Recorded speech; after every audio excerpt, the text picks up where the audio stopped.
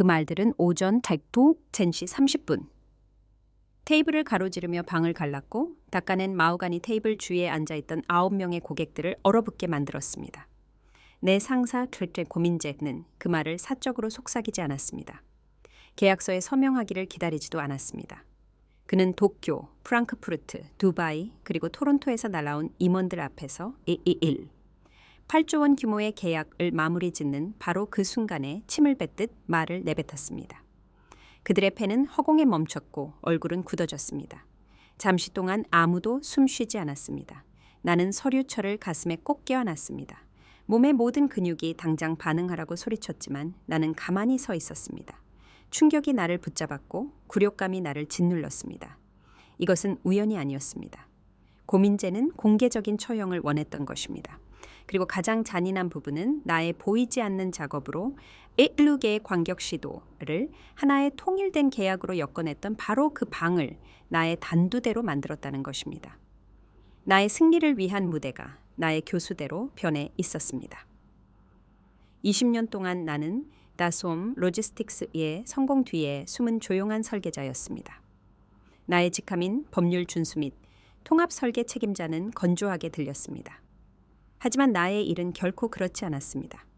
나는 복잡한 법적 틀을 각 시도 경계에 걸쳐 엮어냈고 규제 당국, 감사관, 그리고 고객들이 우리를 믿고 서명할 수 있도록 보장했습니다.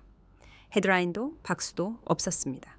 하지만 내가 없었다면 이 수조 원 규모의 쇼는 존재할 수 없었을 것입니다. 나는 이 회사에 내 삶을 바쳤습니다. 밤은 시 감사 양식 위에서 아침으로 흘러갔습니다. 주말은 계약서 초안 속에서 사라졌습니다. 나는 생일, 결혼 기념일, 심지어 어머니가 수술을 받던 날에도 한 도지사 사무실이 막판 확인을 요구했기 때문에 자리를 비워야 했습니다. 일은 힘들고 감사할 줄 모르는 것이었지만 나는 이 일이 중요하다고 믿었습니다. 그리고 고민재무가 있었습니다. 그는 내가 아닌 모든 것이었습니다. 실속보다는 화려함, 진실성보다는 자존심. 그는 거래를 마치 한 편의 연극처럼 만드는 것을 좋아했습니다. 달러 모양의 금빛 커프스링크, 연습된 웃음소리, 지배력을 입증하기 위해 직원을 깎아내리는 습관, 이 모든 것이 그의 공연의 일부였습니다. 무모한 CEO 대 보이지 않는 설계자. 아침 공기 아래 타오르는 진짜 갈등은 바로 그것이었습니다. 나는 이것을 예상했어야 했습니다. 고민재는 충성심을 가치로 보지 않고 단지 약점으로만 여겼습니다.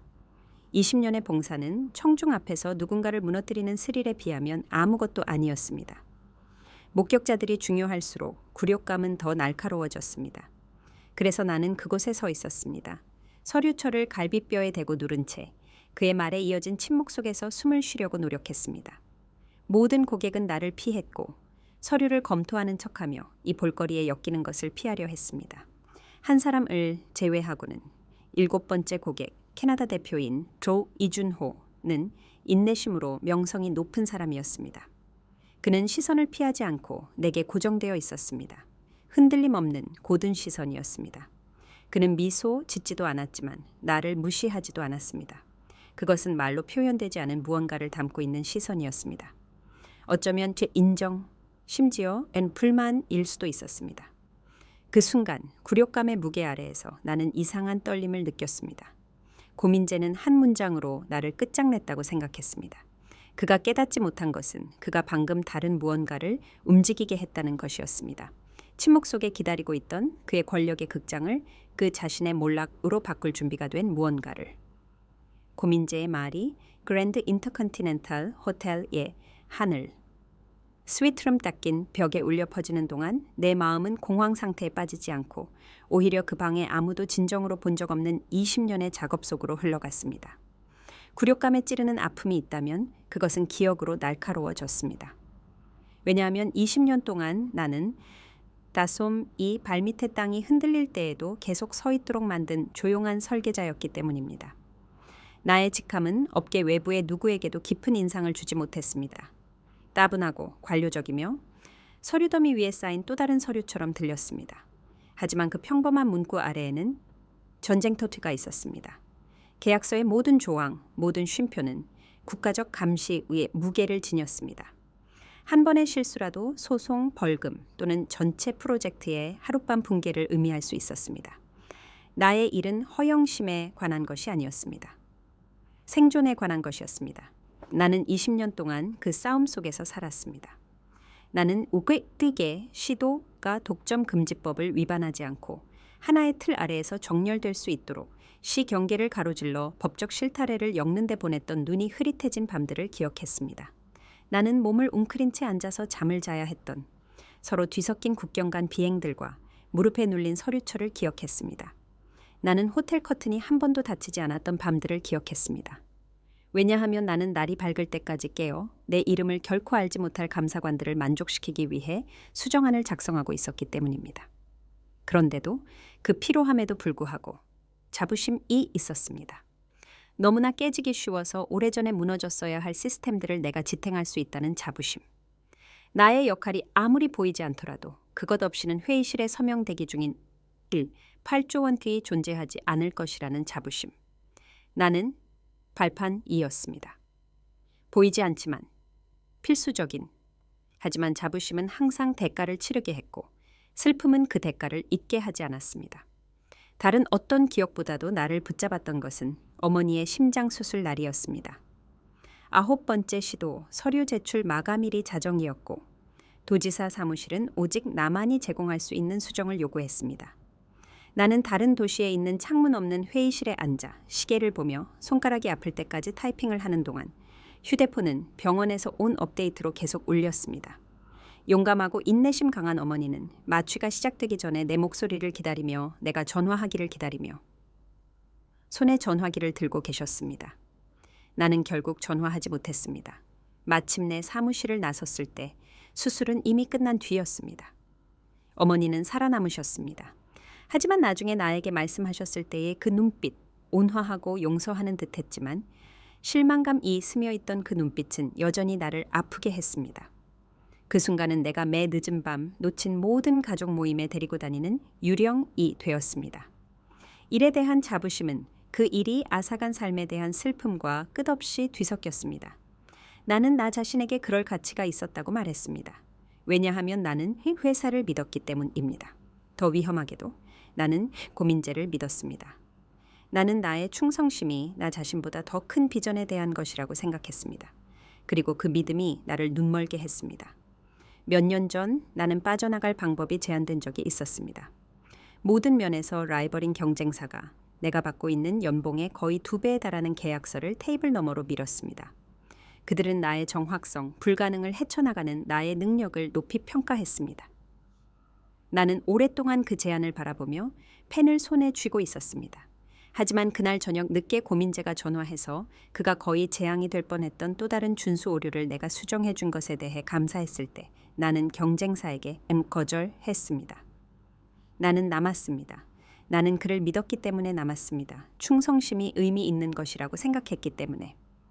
이제 그의 공개적인 볼거리의 여파 속에 서서 서류철을 방패처럼 가슴에 누른 채 아이러니는 그의 말보다 더 세게 나를 강타했습니다. 내가 옹호했던 남자, 내가 20년 동안 발판을 만들어준 남자는 나의 보이지 않는 작업의 혜택을 받은 바로 그 사람들 앞에서 나를 무너뜨리기로 결정했습니다. 자부심과 슬픔이 내 안에서 충돌했습니다. 분리할 수 없었습니다. 나는 모든 것을 바쳤는데 그는 그것을 무로 만들었습니다. 고민재를 이해하고 싶다면 그의 이력서를 읽을 필요가 없습니다. 그의 업무 손목만 보면 됩니다. 그는 달러 모양의 커프 스링크를 착용했고 그것들은 작은 무대 소품처럼 빛을 포착할 때까지 닦여 있었습니다. 그것이 고민재였습니다. 겉모습이 본질이라고 믿는 남자, 오만함을 리더십으로 착각하는 남자, 모든 방이 그의 극장이고 모든 직원이 그의 청중인 것처럼 영이 하는 남자. 나는 수년 동안 그를 지켜보았습니다. 그는 초볼거리를 먹고 살았습니다. 시끄러울수록 좋았습니다. 그는 실수를 사적으로 수정하지 않았습니다. 그는 사람들을 공개적으로 조롱했습니다. 그는 존중으로 동기를 부여하지 않았습니다. 그는 리틀 수치심 죄으로 조종했습니다. 나는 그가 질문을 비웃은 후 눈물을 흘리며 회의를 떠나는 주니어 분석가들을 보았습니다. 나는 그가 문장 중간에 말을 끊고 그들의 의견이 배경소음 이상이 아닌 것처럼 웃을 때 노련한 매니저들이 침묵 속으로 움츠러드는 것을 보았습니다. 고민재에게 굴욕감은 부수적인 피해가 아니었습니다. 그것은 전략이었습니다. 그에게 권력이란 다른 사람들이 움츠러드는 것을 지켜보는 것을 의미했습니다. 그리고 판돈이 높을수록 그는 그것을 더 즐겼습니다. 나는 그것을 결코 참을 수 없었습니다. 나의 일은 정확성 속에서, 대부분에게 보이지 않는 팁 세부 사항 속에서 번성했습니다. 그의 일은 소음 속에서 번성했습니다. 그는 거래가 웅장한 몸짓과 샴페인 건배로 이루어진다고 생각했습니다. 나는 그것들이 쉼표와 계약서, 법률 서류에 숨겨진 조항, 그리고 끝없는 비화적인 노동 시간으로 지탱된다는 것을 알았습니다. 우리는 반대 세계에 살았습니다. 그런데도 나의 일은 그의 세계가 무너지는 것을 막았습니다. 극히 모순이 나를 괴롭혔습니다. 하늘 스위트룸에서의 그 아침은 어느 때보다 분명했습니다. 고민재는 회의실을 마치 회사뿐만 아니라 그 안에서 숨쉬는 사람들의 소유인 것처럼 활보했습니다. 그는 와인을 주문하는 것과 같은 무심한 몸짓으로 나를 해고했습니다. 그리고 9명의 글로벌 고객들은 오직 공연만을 보았습니다. 내가 20년 동안 짊어졌던 보이지 않는 발판은 보지 못했습니다. 그의 허세가 얼마나 자주 이 실패어를 위장했는지 생각하면 역겨웠습니다. 몇 년 전 아무도 알지 못했던 한 사건이 있었습니다. 한 과학 수도권 컨소시엄과의 4천억 원 규모의 계약이 그의 책상으로 급히 전달되었습니다. 고민재는 투자자들을 위한 연설을 연습하느라 너무 바빴기에 세부 사항을 읽지 않고 서명했습니다. 페이지 속에 숨겨진 조항은 책임이 전적으로 다솜으로 이전되어 단 한 번의 선적 실패라도 회사를 파산으로 몰아넣을 수 있는 내용이었습니다. 나는 2일 후 감사 보고서에서 그것을 발견했습니다. 내가 문구를 추적했을 때 심장이 거의 멈출 뻔했습니다. 한 번의 실수, 운송 중 한 번의 사고, 그리고 다솜은 먼지로 소송당했을 것입니다. 고민재는 그것을 눈치채지도 못했습니다. 나는 48시간 내내 밤을 새워 틀을 다시 작성하고 규제 당국에 연락하고 일상적인 수정이라는 명목 아래 재제출을 협상했습니다. 나는 서명을 매끄럽게 처리하고 시 감사관들을 설득하여 수정안을 수락하게 했으며 고민재가 무슨 일이 일어났는지 깨닫기도 전에 수정된 계약서를 시스템에 다시 넣었습니다. 아무도 몰랐습니다. 이사회도 고객들도 심지어 일자리를 잃었을 매니저들도 몰랐습니다. 오직 나만. 나는 그 당시 회사의 명성을 보존하는 것이 고민재의 무능력을 드러내는 것보다 더 중요하다고 믿었기 때문에 아무에게도 말하지 않았습니다. 하지만 9명의 고객 앞에서 그가 나를 모욕하는 동안 서류철을 가슴에 누른 채 그 스위트룸에 서 있을 때 그 기억은 나에게 네 뺨을 때리듯 다가왔습니다. 그날 다솜을 구한 것은 그가 아니었습니다. 나였습니다. 그리고 그는 그가 거의 파기할 뻔한 거래에 대해 축하를 받으며 그 여파를 활보했습니다. 그것이 고민재의 본질이었습니다.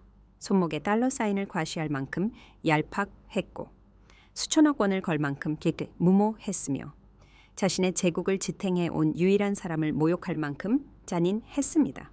내 안에서 끓어오르는 역겨움은 굴욕감과는 달랐습니다. 그것은 더 날카롭고 더 분명했습니다. 처음으로 나는 그를 한때 내가 믿었던 상사가 아닌 다른 사람들의 노동으로 지탱되는 텅 빈 인물로 보았습니다. 도덕적 명료함이 충성심의 안개를 꿰뚫었습니다. 고민재는 리더가 아니었습니다. 그는 비싼 커프스링크를 입은 허즈의 부채였습니다. 그리고 내가 그곳에 서 있을 때 나는 다른 무언가를 깨달았습니다. 그의 권력의 극장은 영원히 지속되지 않을 것이었습니다.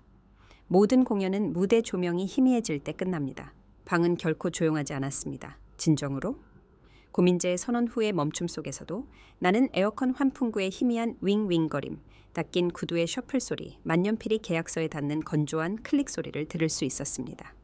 하지만 그 작은 소리들 아래에는 불안감이라는 흐름이 흐르고 있었습니다. 무겁고 짙은 불안감이 그 테이블에 앉기 위해 바다를 건너 날아온 9명의 국제 인물들을 꿰뚫고 있었습니다. 그들은 단순한 방문객이 아니었습니다. 그들 각자는 하나의 펌 관문, 다른 시도로 가는 자물쇠물을 나타냈습니다. 그리고 9개의 자물쇠가 모두 함께 돌아가지 않으면 매일 8조 원 규모의 틀은 무너질 것입니다. 그것이 설계였습니다. 그것이 나의 작업이었습니다. 도쿄에서는 타나카 히로시가 이끄는 대표단이 왔습니다. 그는 정확성으로 명성을 쌓은 사람이었습니다. 고민재가 웃을 때 그는 안경을 고쳤었습니다. 그 몸짓은 작았지만 긴장감이 돌았는데 공중에 던져진 모든 무심한 말이 그의 계산에 무게를 더하는 것 같았습니다. 다나카에게 위험은 결코 이론적이지 않았습니다. 그것은 측정 가능했고 고민재의 오만함은 균형을 깨뜨렸습니다. 두바이에서는 아이샤 라흐만이 앉아 있었습니다. 그녀의 어두운 눈은 날카로웠고 그녀의 서류 폴더는 완벽하게 색깔로 분류되어 있었습니다. 그녀는 이전에 사적으로 나에게 자존심이 아닌 세부 사항을 존중하는 사람들을 신뢰한다고 말했습니다. 이제 그녀는 마호가니 나무결에 그녀의 잘 다듬어진 손톱을 두드렸고 그녀의 시선은 그의 논쟁보다는 고민재의 커프스링크에 고정되어 있었습니다. 토론토에서는 이준호가 있었습니다. 7번째 고객. 다른 아무도 감히 쳐다보지 않을 때 나에게 시선을 머물게 했던 조용한 사람이었습니다. 그는 지금까지 거의 말을 하지 않았지만 그의 침묵은 중력을 가지고 있었습니다. 공간을 비우기보다는 채우는 종류의 침묵, 그리고 프랑크푸르트는 노련한 협상가인 곰디오 콜이 대표했습니다. 그는 힘과 허영심의 차이를 알 만큼 충분히 많은 CEO들이 뜨고지는 것을 보아왔습니다.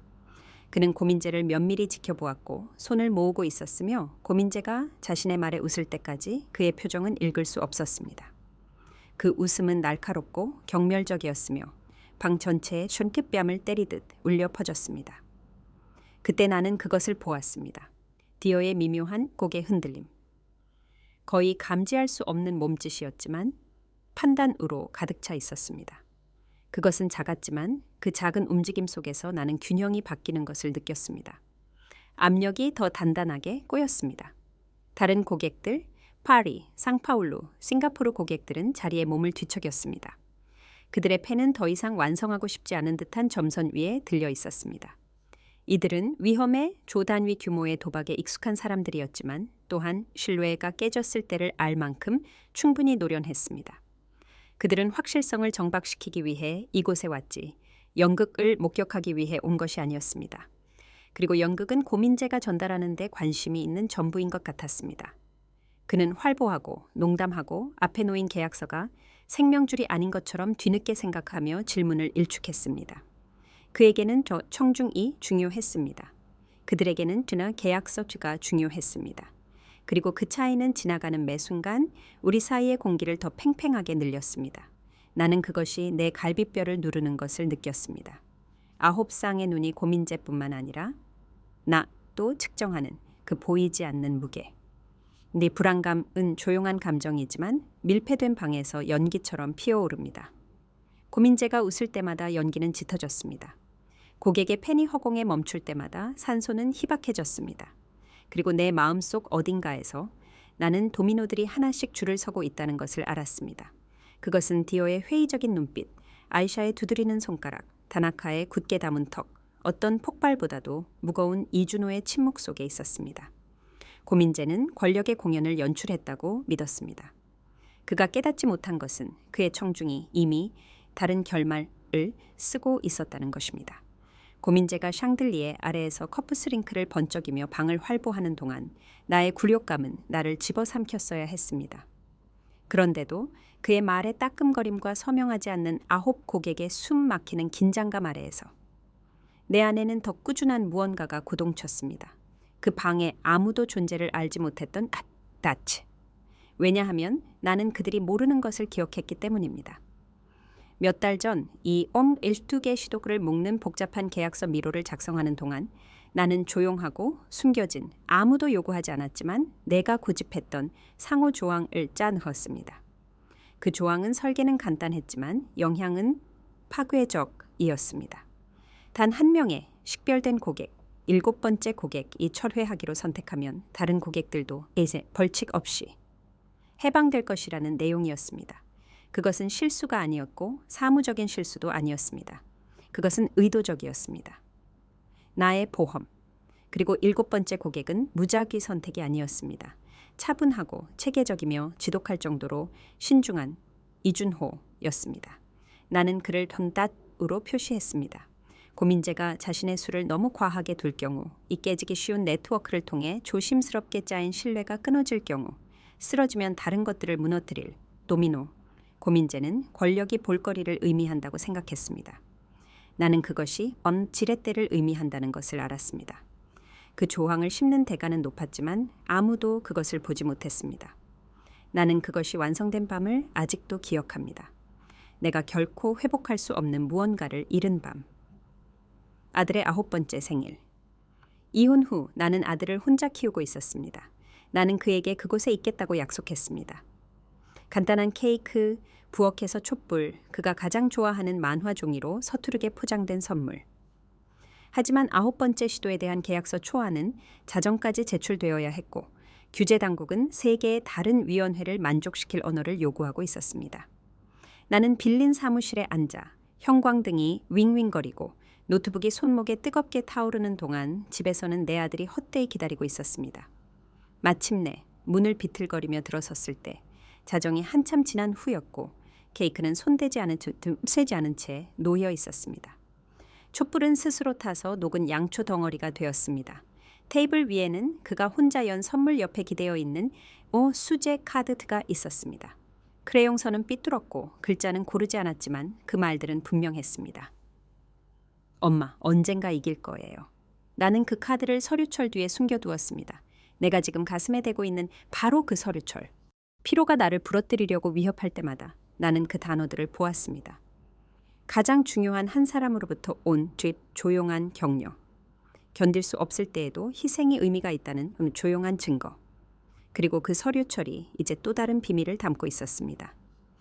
상호 조항의 단 하나의 하드카피가 기타로 표시된 폴더에 숨겨져 있었고 수년간의 꼼꼼한 서류 정리 아래 보이지 않았습니다. 다른 아무도 그것을 가지고 있지 않았습니다. 고민제도, 이사회도, 심지어 고객들도 아니었습니다. 오직 나만이 그 증거를 가지고 있었습니다. 그래서 고민제가 으스대고 그의 무심한 허세로 공기를 채우는 동안 나는 가만히 서 있었습니다. 나의 굴욕감은 현실이었지만 나의 천 자신감도 현실이었습니다. 그는 9명의 글로벌 고객 앞에서 내게서 권위를 박탈하는 것이 내 이야기의 끝이라고 생각했습니다. 하지만 나는 더 잘 알고 있었습니다.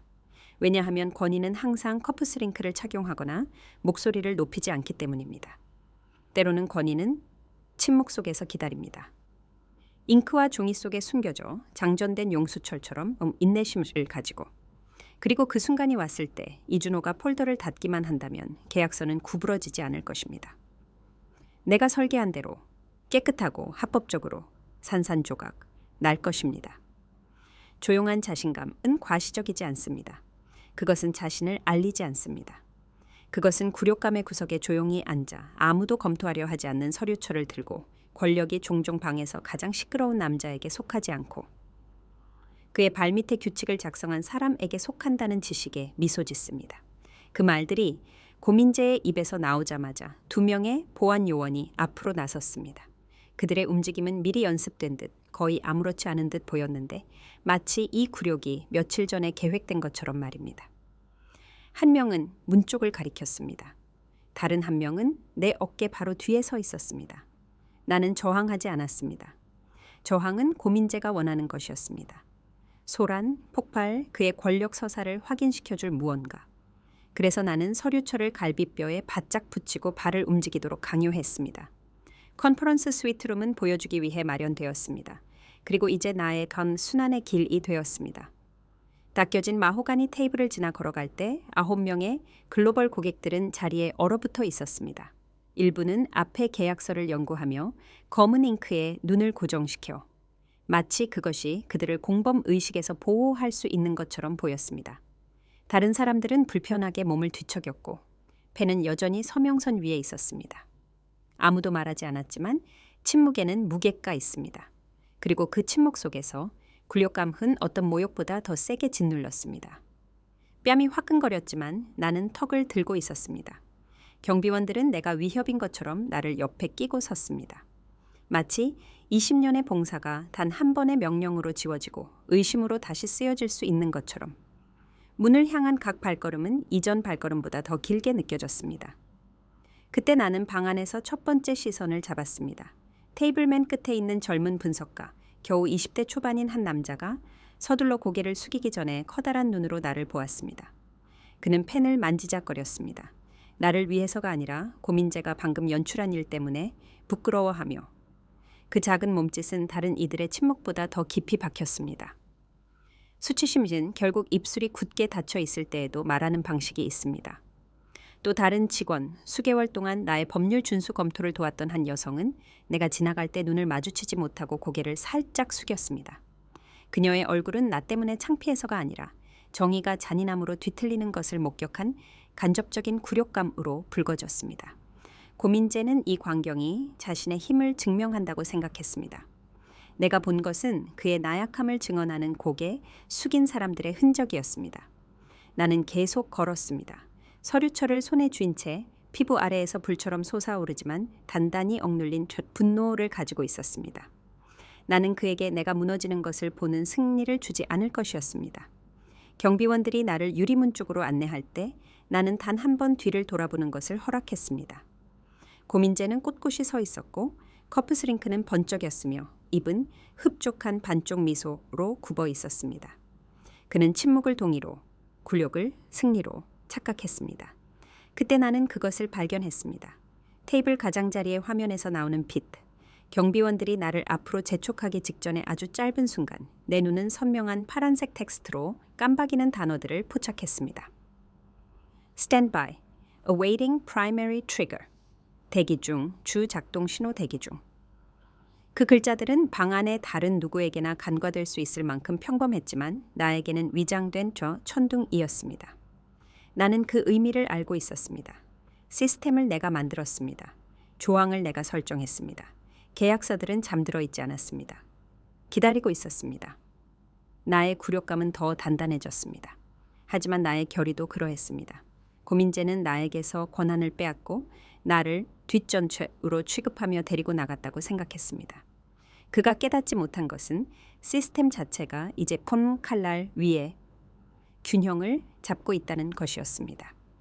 붕괴까지 한 걸음 남은 문이 내 뒤에서 닫히고 경비원들은 그들의 조용한 압박을 풀었습니다. 나는 호텔 로비에 서 있었습니다. 도시의 소음이 유리벽을 통해 희미하게 들렸습니다. 나의 굴욕감은 생생했고 나의 분노는 날카로웠습니다. 하지만 그 둘 아래에는 더 조용하고 더 꾸준하며 지울 수 없는 무언가가 있었습니다. 폭발할 준비가 된 기다리는 것의 확실성. 고민재는 쇼가 끝났다고 믿었습니다. 커튼이 아직 오르지 않았다는 것을 그는 몰랐습니다. 문이 내 뒤에서 막 닫혔을 때 그것이 일어났습니다. 나는 직접 보지 못했지만 그 방의 리듬을 너무나 잘 알고 있었습니다. 나중에 속삭임이 나에게 전해졌을 때 나는 그것을 거의 박자별로 재생할 수 있었습니다. 고요함, 의자가 긁히는 소리, 침묵으로는 더 이상 충분하지 않다고 결정한 한 남자의 소리. 그는 바로 이준호, 고객 7이었습니다. 몇 시간 동안 그는 조용했고 그의 표정은 읽을 수 없었으며 그의 존재는 꾸준했지만 억제되어 있었습니다. 고민재는 그를 진지하게 받아들이지 않았습니다. 고민재에게 가장 큰 목소리가 가장 큰 무게를 지녔고 이준호는 시끄럽지 않았습니다. 그는 움낌 신중했습니다. 그것이 바로 내가 그를 상호조항의 닻으로 선택한 이유였습니다. 이준호가 마침내 자리에서 일어섰을 때 방 전체가 흔들렸습니다. 그의 의자가 대리석 바닥에 긁히며 숨막히는 정적을 깼습니다. 펜은 허공에 멈췄고 고개는 돌아갔습니다. 고민재조차도 그의 흡족한 미소에 잠시 놀라움이 번지며 말 중간에 멈췄습니다. 그리고 이준호가 말했습니다. 침착하고 고르며 그러나 네 최종 결정에 무게를 지니고. 그녀가 떠난다면 우리도 떠납니다. 단순하고 꾸밈이 없었습니다. 하지만 그 말들은 그와 재판봉의 힘으로 떨어졌습니다. 순식간에 긴장은 더 날카로운 무언가로 금이 갔습니다. 예측. 충격 전에 집단적인 숨 들이쉬기. 일부 고객은 앞으로 몸을 숙였고 다른 고객은 굳어졌으며 고민재의 반응을 지켜보았습니다. 테이블 위의 계약서들은 잉크가 더 이상 안전을 보장하지 않는다는 것을 아는 것처럼 그 말들의 무게 아래 떨리는 듯했습니다. 그러나 고민재는 늘 그랬듯이 웃었습니다. 짧고 경멸적인 낄낄거림. 그는 귀찮은 것을 털어내듯 손을 흔들었습니다. 고객 한 명이 8조 원짜리 거래를 좌우하지 않습니다. 그는 수년간의 연극으로 단련된 가짜 자신감을 실어 말했습니다. 나머지 8명은 앞으로 나아가는 가치를 알고 있습니다. 토론토 없이는 살아남을 겁니다. 그의 오만함이 방을 채웠습니다. 이미 얇게 늘어진 풍선에 바람을 불어넣는 것 같았습니다. 잠시 동안 다른 이들은 주저했습니다. 어쩌면 그들은 자리에 머물 수도 있었습니다. 어쩌면 고민재가 옳았을지도 모릅니다. 어쩌면 계약서가 버텨낼 수도 있었습니다. 헛된 희망, 그것은 항상 몰락 직전에 왔습니다. 그리고 찰나의 순간 그는 거의 스스로 그것을 믿을 뻔했습니다. 하지만 이준호는 다시 앉지 않았습니다. 대신 그는 신중한 침착함으로 서류 가방에 손을 뻗어낀 봉인된 봉투를 꺼냈습니다. 그는 그것을 마오가니 테이블 위에 깔끔하게 놓았습니다. 종이가 나무에 닿는 소리는 어떤 외침보다 더 컸습니다. 이것은 허세가 아닙니다. 그는 고르게 말했습니다. 우리의 철회는 서명되었고 즉시 발효되도록 준비되었습니다. 봉투는 눈에 띄는 기폭장치처럼 놓여 있었습니다. 그의 회사 인장은 접힌 부분에 빨간색 왁스로 찍혀 있었습니다. 그의 서명은 이미 철회 편지 위에 말라 있었습니다. 그것은 분노가 아니었습니다. 충동이 아니었습니다. 그것은 그 전략이었습니다. 계산되고 의도적이며 되돌릴 수 없는 방 안의 예측이 짙어졌습니다. 침묵은 더 이상 수동적이지 않았습니다. 그것은 장전되어 누가 뒤따를지 기다리고 있었습니다. 고민재의 미소는 그날 아침 처음으로 흔들렸습니다. 그는 준비를 예상하지 못했습니다. 그는 이준호처럼 조용한 사람이 단지 말 뿐 아니라 미리 장전된 편한 방아쇠크를 가지고 올 것이라고 예측하지 못했습니다. 그가 테이블 가장자리를 의도했던 것보다 더 세게 잡았을 때 그의 손목에 있는 커프스링크가 번쩍였습니다. 8쌍의 눈은 고민재에게서 이준호에게로 그리고 다시 돌아왔습니다. 그들은 더 이상 안심을 위해 CEO를 보지 않았습니다. 그들은 봉투, 인장 그리고 그것을 그곳에 놓은 남자의 튼의 침착한 확실성을 연구하고 있었습니다. 이준호는 소리칠 필요가 없었습니다. 제스처를 취할 필요도 없었습니다. 그는 증거를 공개적으로 놓았습니다. 이것은 연극이 아니었습니다. 그것은 초현실주의였고 고객들은 그것을 알았습니다. 그 순간 도미노가 흔들렸습니다. 몇 달 전에 내가 썼던 사슬의 첫 번째 조각이 기울기 시작했습니다. 그 방의 다른 누구도 아직 그 규모를 이해하지 못했습니다. 그들은 한 고객, 한 결정에 관한 것이라고 생각했습니다. 이준호가 기울어지면 나머지는 서 있을 수 없다는 그것을 내가 만들었기 때문에 오직 나만이 알았습니다. 예측은 깨지기 쉬운 것입니다. 그것은 가슴을 조이고 공기를 날카롭게 하며 매의 초를 실제보다 더 길게 느끼게 합니다. 그리고 그 스위트룸에서 봉투가 살아있는 전화처럼 테이블에 놓여 있을 때 모두가 그것을 느꼈습니다. 첫 번째 도미노가 떨어지기 시작했습니다. 빨간 왁스가 샹들리에의 빛을 받는 봉투는 이준호와 고민재 사이에 놓인 살아있는 장전과 같았습니다. 잠시 동안 아무도 움직이지 않았습니다. 침묵은 얇게 늘어졌고 매초는 붕괴의 위협으로 진동했습니다. 그러고 나서 일이 일어났습니다. 이준호는 봉투를 테이블을 가로질러 밀고 의자를 뒤로 밀었습니다. 그는 더 이상 아무 말도 할 필요가 없었습니다. 그의 철회의 무게는 보이지 않지만 즉각적으로 바깥으로 퍼져나갔습니다. 내가 몇 달 전에 묻어두었던 상호 조항은 계약 네트워크 내부에서 깨어나 모든 서명을 혼란 상태로 전환시켰습니다. 하나씩 징후가 나타났습니다. 도쿄에서 온 고객이 단호한 클릭 소리와 함께 노트북을 닫았습니다. 그 소리는 재판봉처럼 날카로웠습니다. 그의 펜은 점선 위에서 멈췄고 마치 앞의 종이가 더 이상 힘을 지니지 않는다는 것을 인정하듯 테이블 위에 부드럽게 내려놓아졌습니다. 상파울루에서 온 또 다른 고객은 뒤로 기대어 보조원에게 포르투갈어로 무언가를 속삭인 후 계약서 폴더를 닫았습니다. 공기는 더 무거워지고 더 짙어졌습니다. 마치 모든 숨결이 수조원의 무게를 짊어진 것처럼. 두바이의 아이샤 라흐만은 주저했습니다.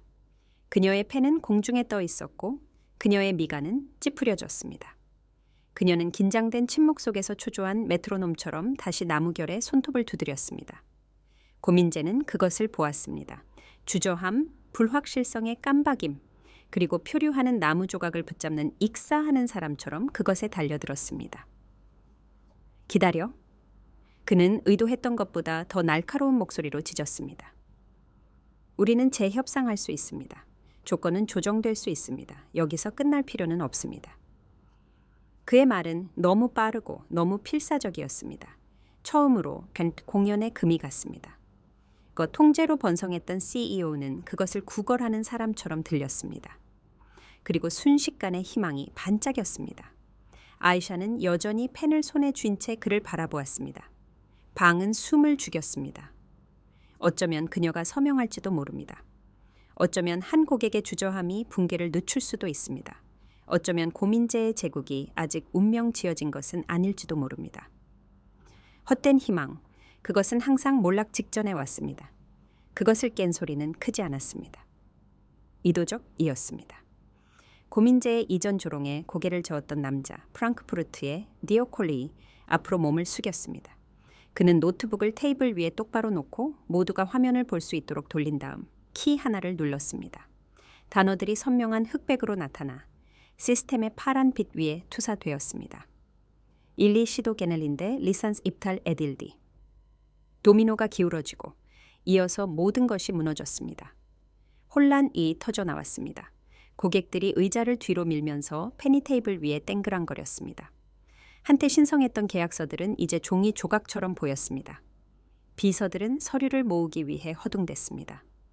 여러 언어의 속삭임이 소음 폭풍으로 충돌했습니다. 고민재의 얼굴에서 핏기가 가셨습니다. 그날 아침 너무도 흡족하게 닦았던 커프스링크는 그의 떨리는 손놀림과 함께 빛을 포착했습니다. 그는 말을 더듬었습니다.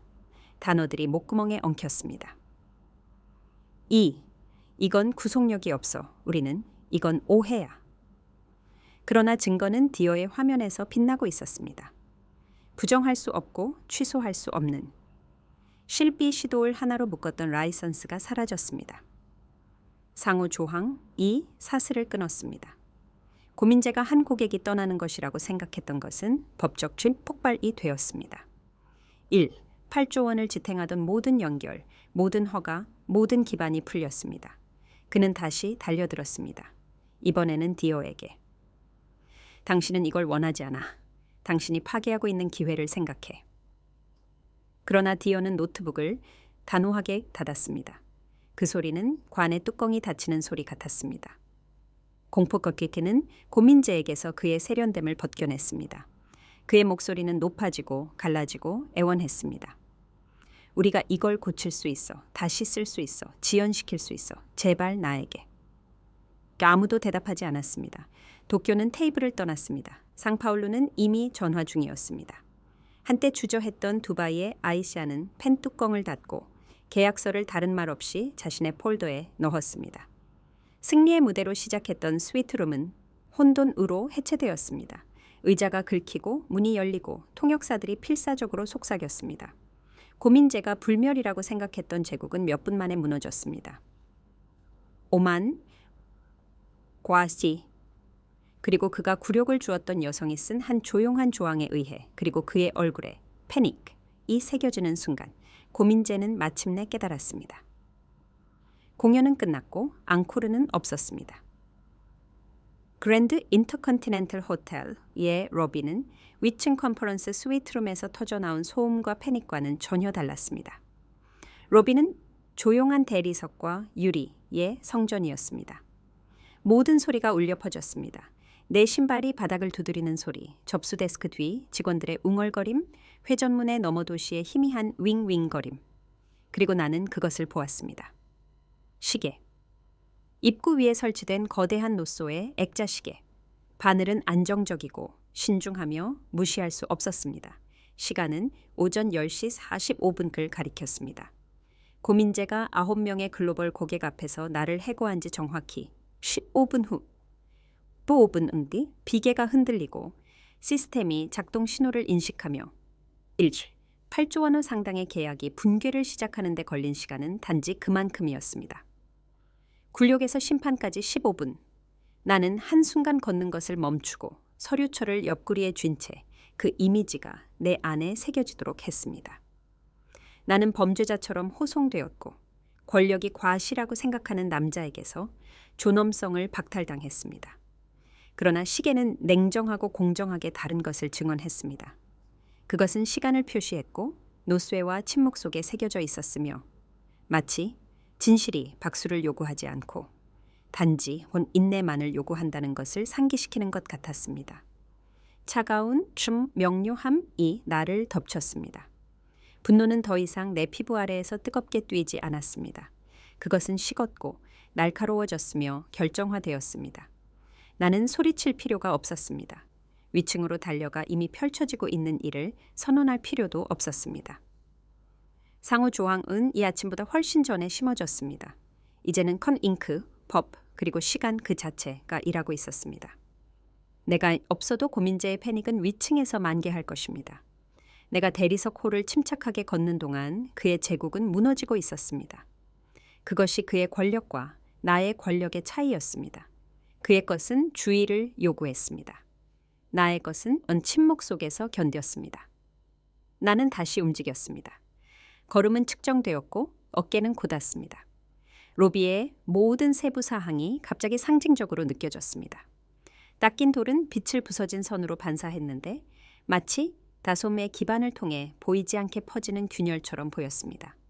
회전문은 손님들이 들어오고 나갈 때 천천히 회전했습니다. 얼굴들의 순환은 어떤 리더도 영원하지 않으며 어떤 제국도 대체에 면역되지 않는다는 것을 상기시켜 주었습니다. 그리고 마치 이 장면이 마지막 구두점을 요구하는 것처럼 그것이 나타났습니다. 먼 벽을 따라 CEO 갤러리 이가 뻗어 있었습니다. 고민재의 상승을 포착한 유화, 초상화와 광택 사진들의 전시. 그의 미소, 샴페인 건배, 도지사와 국회의원들과의 연출된 악수. 안정과 지배력을 투영하기 위해 큐레이션된 수십 개의 액자. 그러나 내가 지나갈 때 한 초상화가 더 이상 똑바로 걸려 있지 않았습니다. 내 아들보다 겨우 나이가 많은 젊은 직원 한 명이 손에 드라이버를 들고 작은 사다리 위에 서 있었습니다.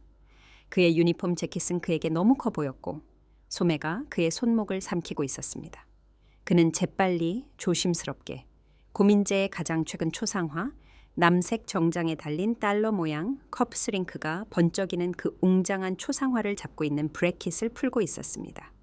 직원은 초조하게 주위를 둘러보고 다시 액자를 바라보았는데 그의 얼굴은 붉어졌습니다. 두려움 때문이 아니라 결의 때문이었습니다. 그리고 내가 지나갈 때 그의 눈은 단 한 초 동안 내게 휙 닿았습니다. 조용한 인정. 그리고 그는 초상화를 고리에서 들어 올렸습니다. 고민재의 이미지는 기울고 흔들리더니 풀려났습니다. 그는 무거운 액자를 어색하게 팔에 안고 사다리를 내려와 옆문으로 사라졌습니다. 나는 웃지 않았습니다. 멈추지 않았습니다. 하지만 타이밍은 이보다 더 정확할 수 없었습니다. 위층에서는 계약서가 해체되고 명성이 불탔습니다. 아래층에서는 시계가 10시 45분을 쳤고 고민재의 이미지가 문자 그대로 벽에서 벗겨졌습니다. 냉정한 통제, 상징적인 정의, 소리 지름은 필요 없었습니다. 옹금. 나는 서류철을 손에 쥐고 로비에 햇빛이 비치는 유리창을 통과하며 걸었습니다. 세상이 방금 바뀌었다는 것을 알면서. 회전문이 내 뒤에서 돌았고 로비의 대리석 고요함을 봉인했습니다. 밖에서는 도시가 아무 일도 없었다는 듯 계속되었습니다. 자동차는 젖은 포장도로를 쉿 소리를 내며 지나갔고 경적은 좌절감에 울렸으며 파크뷰 위에 하늘은 늦은 아침에 평평하고 회색빛으로 쉬머레드. 다른 누구에게나 이것은 단지 또 다른 화요일이었지만 내게는 내가 기다려온 순간이었습니다. 나는 돌통로를 천천히 가로질렀습니다. 서류철을 옆구리에 눌렀습니다. 나의 굴욕감은 다른 무언가로 식었습니다. 더 꾸준하고 더 침착한 무언가로.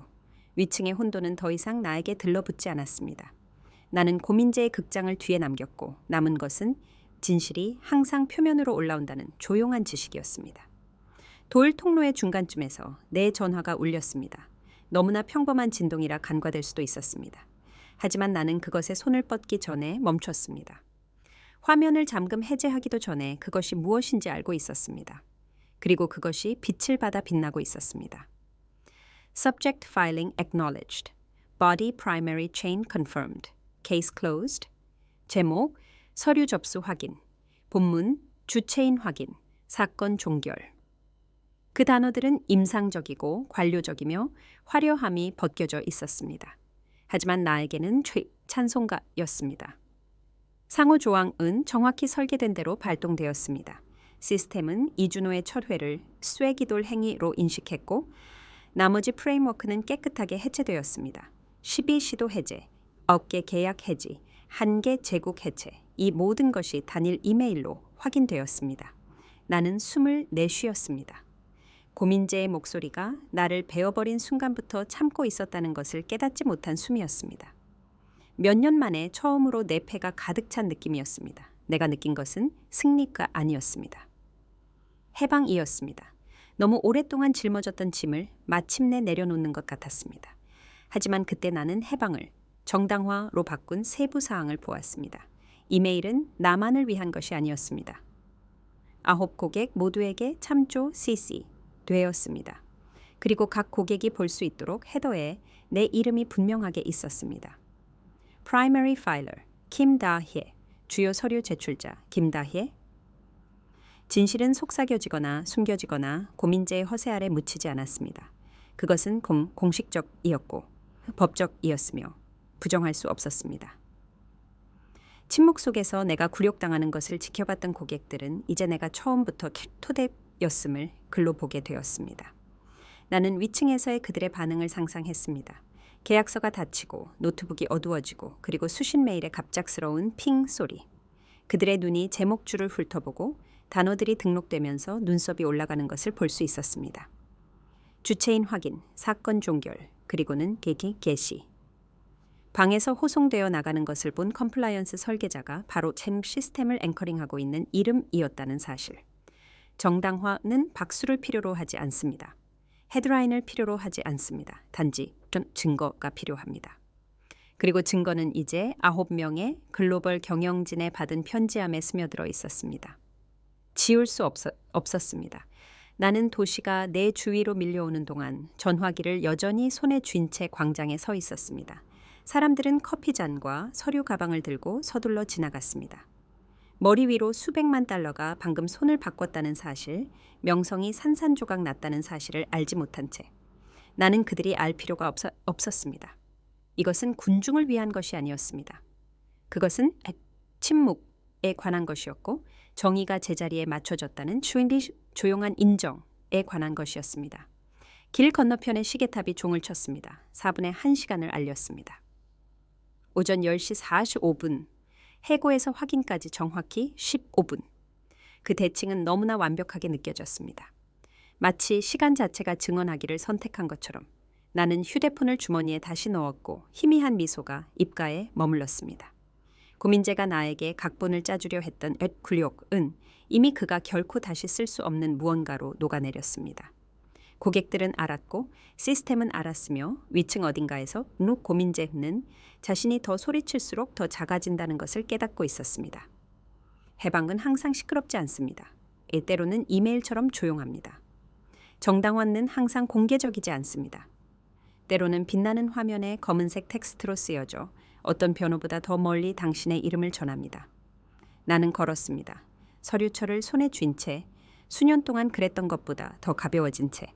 이사회는 위층에서 소집될 무렵 플라자 스위트룸은 더 이상 계약서와 서명으로 윙윙거리지 않고 피해 수습으로 가득 찼습니다. 소문은 빠르게 퍼졌습니다. 9 고객이 떠났습니다. 12 시도 해지. 1. 8조 원이 1시간도 안 되어 증발했습니다. 5의 이사들에게는 시간을 끌 여유가 없었습니다. 그들은 답변을 요구했습니다. 고민재는 여전히 자신의 영이 마스크에 매달린 채 이사회 회의실에 들어섰습니다. 넥타이는 느슨해졌고 미소는 부서지기 쉬웠습니다. 그는 나를 해고할 때 사용했던 것과 똑같은 허세로 회의실로 쳐들어왔습니다. 그는 누군가 말하기도 전에 손가락질을 했습니다.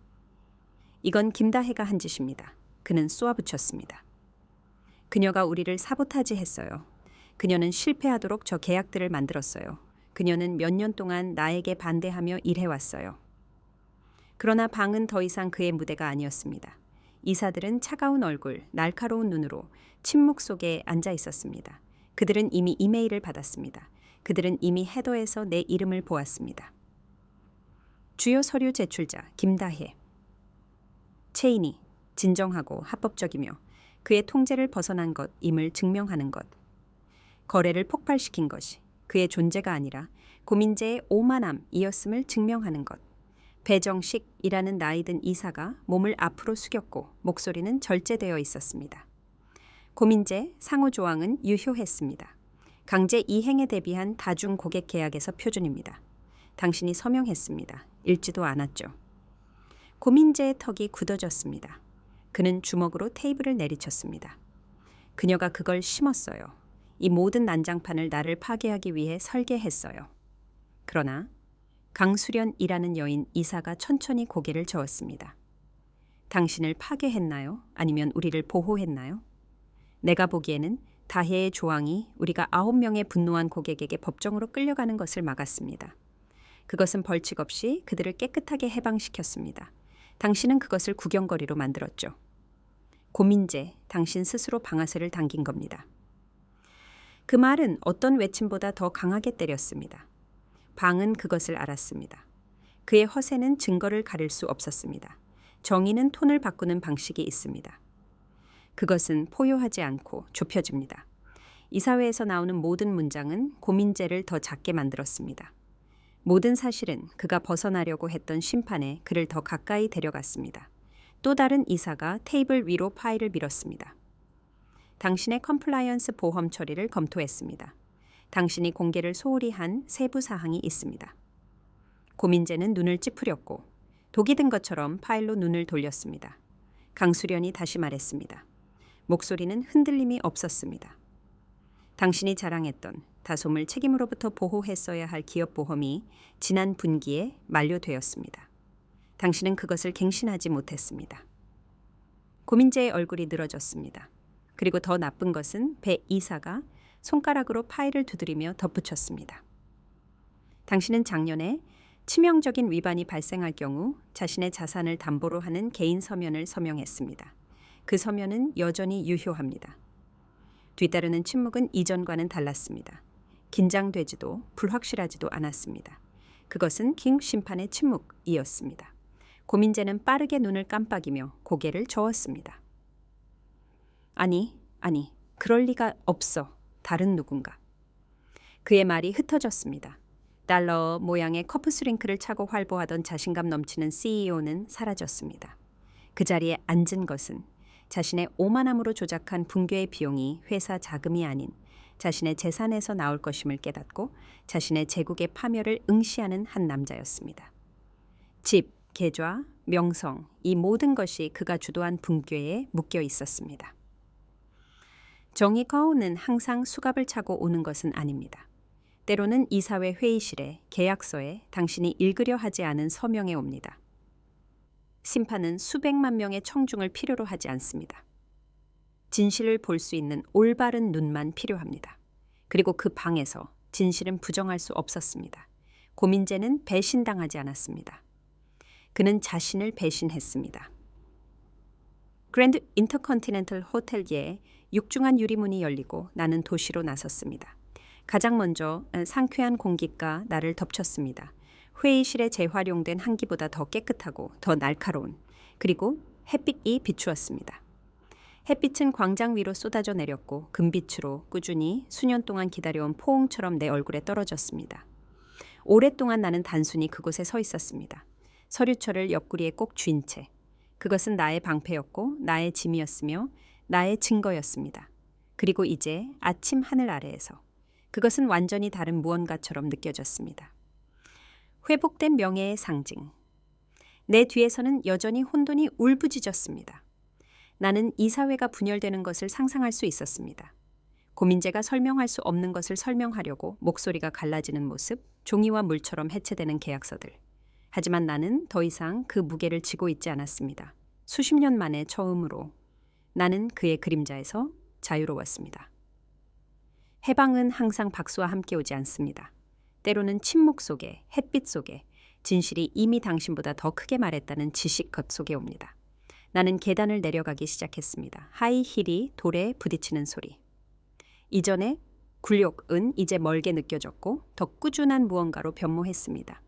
20년에 보이지 않는 노동이 마침내 인정받은 것처럼, 비록 말로는 아니더라도 결과 수로 인정받은 것처럼 각 발걸음은 이전보다 더 가벼웠습니다. 나는 수술날 전화 옆에서 기다리던 어머니를 생각했습니다. 나는 아들을 생각했습니다. 그의 생일 촛불은 아무것도 남지 않고 타버렸습니다. 그의 카드는 영원히 내 서류철 뒤에 숨겨져 있었습니다. 엄마, 언젠가 이길 거예요. 언젠가는 마침내 왔습니다. 도시는 내 주위로 움직였습니다. 택시는 경적을 울리고 보행자들은 엮이고 일상생활의 꾸준한 리듬은 한 제국의 붕괴에 방해받지 않았습니다. 그것이 세상의 진실이었습니다. 수조 원이 사라지고 명성이 무너져도 여전히 횡단보도 불빛은 빨간색에서 녹색으로 바뀔 것입니다. 하지만 내 안의 모든 것은 달랐습니다. 나는 고민재가 나를 굴욕 준 여성으로 호텔을 떠나는 것이 아니었습니다. 나는 그의 제국 아래의 규칙을 작성한 여성으로 떠나고 있었습니다. 그녀의 이름이 방금 그가 잃은 모든 고객에 받은 편지함에 살고 있는 여성. 주요 서류 제출자 김다혜. 그때 내 전화가 울렸습니다. 나는 그 순간의 마법을 깨뜨릴까봐 거의 두려워하며 망설였지만 호기심이 이겼습니다. 나는 그것을 주머니에서 꺼내 화면을 태양으로부터 가렸습니다. 단 하나의 새 메시지가 유리 위에 빛나고 있었습니다. 이준호로부터. 내일 전화하세요. 저희는 당신이 저희 준수 부서를 이끌어 주시기를 원합니다. 나는 걷는 것을 멈췄습니다. 숨이 막혔습니다. 충격이 아니라 정의가 다른 문들이 쾅 닫힐 때조차 문을 여는 방식에 대한 확인 때문이었습니다. 이것은 동정이 아니었습니다. 자선이 아니었습니다. 그것은 혹 인정이었습니다. 나의 일이 항상 보여졌다는 조용한 인정. 고민재가 그것을 지우려 했을 때조차 나는 눈을 감고 그 말들의 무게가 내 안에 자리 잡도록 했습니다. 내일, 새로운 시작. 단순히 살아남는 것이 아니라 이끌어 나갈 기회. 나는 또 다른 발걸음을 내디뎠습니다. 서류철을 옆구리에 더 단단히 눌렀습니다. 햇빛이 그 낡은 가장자리를 포착했고 나는 미소를 지었습니다. 인내에 부서지기 쉬운 미소가 아니라 해방의 조용한 미소였습니다. 수년 동안 나는 침묵이 생존이라고 믿었습니다. 이제 나는 침묵이 또한 힘일 수 있다는 것을 이해했습니다. 고민재의 몰락은 나 혼자만의 소행이 아니었습니다. 그것은 그의 오만함, 그의 눈멀음, 그의 아래의 비계를 보기를 거부한 그의 행동이었습니다. 내가 한 일은 단지 진실을 프레임워크에 쓰고 시간이 그것을 드러내도록 믿은 것뿐이었습니다. 그리고 그것은 드러났습니다. 내가 모퉁이에 다다랐을 때 도시는 내 앞에 활짝 열렸습니다. 미래는 더 이상 과거의 그늘진 연속이 아니었습니다. 그것은 밝고 미지의 그리고 기다리는 것이었습니다. 해방은 시끄럽지 않습니다. 회복된 명예에는 항상 박수와 함께 오지 않습니다. 때로는 서류철을 손에 쥐고 그 이름이 마침내 다시 먼 자신의 것이 된 채 햇빛 속으로 걸어가는 한 여성처럼 보입니다.